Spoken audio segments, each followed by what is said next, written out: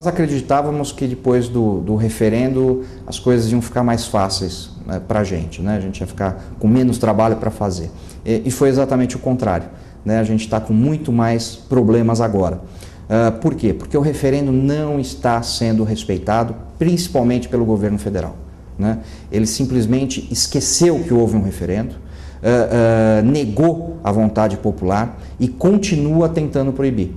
Então, ele continua com o Estatuto do Desarmamento, ele continua querendo colocar projetos de lei com mais restrições, com mais burocracia. E acho que o grande exemplo disso hoje é o recadastramento das armas, né? Que são pessoas que têm hoje uma arma legalizada, que compraram essa arma devidamente numa loja especializada, que tem essa arma em seu poder, com toda a documentação ok, e ela é obrigada a recadastrar essa arma, com um custo muito elevado, apresentando uma infinidade de certidões, né? Só pode ser feito na Polícia Federal, que gera um problema enorme para as pessoas que estão longe das grandes capitais, dos grandes centros urbanos, né? Isso vai fazer exatamente o contrário, vai fazer com que muitas pessoas acabem ficando na ilegalidade, né, em vez de se aumentar a legalidade. Eu acho que a inversão de valores que atinge o país não atinge só o país, ela é uma questão global, né? Então, o criminoso passa a ser vítima da sociedade, né? Ele deixa de ser criminoso e vira um excluído social, né? Que é uma forma bonita de se chamar o criminoso hoje. E a ONU vai nesse caminho, a ONU vai nesse sentido. Então, assim, quando o policial é violento e precisa ser violento, quando ele mata no confronto, né? A ONU reclama que está tendo violência policial. Agora, eu nunca vi a ONU e nenhum outro órgão de direitos humanos defender um policial que morre subindo os morros do Rio de Janeiro, né? Ou morrem emboscados, como foi aqui em São Paulo, pelas organizações criminosas, né? Aí nunca há uma defesa. Há defesa sempre pelo bandido, né? Pelo direito humano do bandido. O policial é sempre esquecido no país. Isso é uma questão muito fácil de entender, né? O policial, ele foi visto da década de 60 para cá, durante o governo militar, como a face da repressão, a face da ditadura. Então os políticos que hoje comandam o país, na realidade eles têm raiva da polícia. Eles não dão apoio, não dão incentivo, e quando morre um policial, eles dão de ombros, dizem, ele está aí para isso mesmo.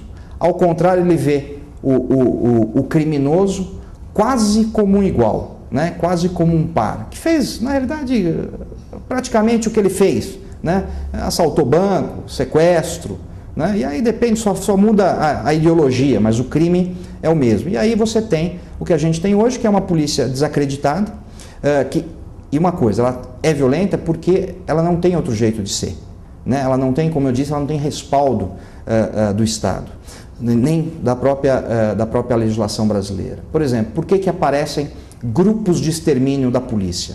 Principalmente da polícia militar, né? A gente ouve diariamente aí no envolvimento de policiais nesses crimes. Por que isso acontece? Porque o policial também se cansa da impunidade, né? Ele prende uma vez, ele prende a segunda, ele prende a terceira.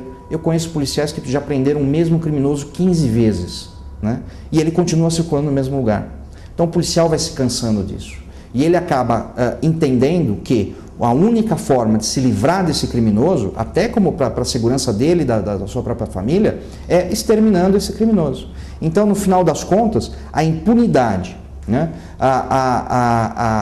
O medo, o pudor de se falar em cadeia, de se falar em prisão, acaba prejudicando esses policiais e gerando mais violência ainda, né? Se o policial prendesse, tivesse certeza que esse criminoso vai ficar 10, 15 ou até mesmo para o resto da vida preso, ele não precisaria pensar em formar um grupo de extermínio e acabar com a própria vida. A mídia continua, de uma forma geral, escondendo isso, né? Deturpando. Então, assim, quando aparece um cidadão que tentou reagir e acabou morrendo, ele aparece em vários jornais, vira capa de revista. Agora, quando é o contrário, que é um cidadão armado, que consegue se defender, né? Põe um bandido para correr, ou até mesmo acaba atingindo esse bandido, aí isso é varrido para baixo do tapete. Isso continua assim, sempre foi assim, na época do referendo foi assim e continua assim, né? O espaço que é dado para se explicar sobre isso é muito baixo, é muito pequeno, né?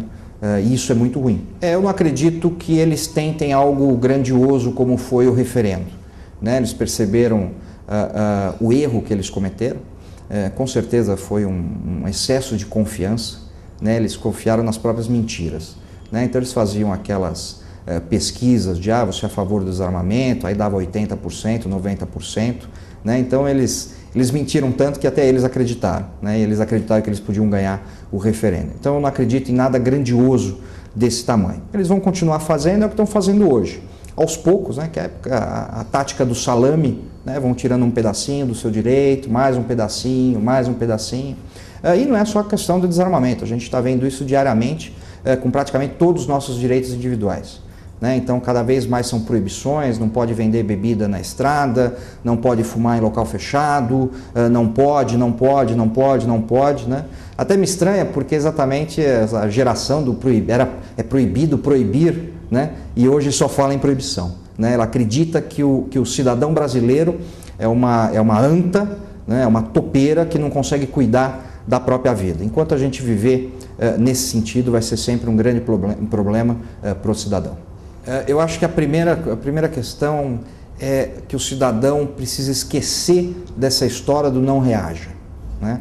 Eu não estou dizendo para a pessoa comprar uma arma e sair pelas ruas armado ou ter uma arma em casa. Não, por quê? Porque esse não reaja é algo muito maior do que parece. Essa campanha do não reaja, quando começou, não reaja, incutiu na cabeça do cidadão um sentimento de impotência. E impotência contra tudo, contra o próprio governo, né? Contra as arbitrariedades, contra os criminosos, ou seja, eu não sou nada. Né? É o Estado que é tudo para mim, o Estado tem que me proteger, o Estado tem que fazer por mim, o Estado tem que me dar cesta básica, o Estado tem que me dar bolsa leite, o Estado tem que criar meus filhos, e não é assim. Né? É isso que a gente é completamente contrário. Eu acho que o cidadão tem que ser responsável por ele, né? Tendo seus direitos, suas obrigações e seus deveres, né? Mas cuidando de si mesmo. Então, nenhum cidadão pode pensar assim, do não reaja para tudo. Né? Eu acho que quando o cidadão começar a pensar assim, a gente começa a melhorar. E claro, né? Quando ele parar de trocar voto por cesta básica, aí com certeza a gente melhora mais ainda.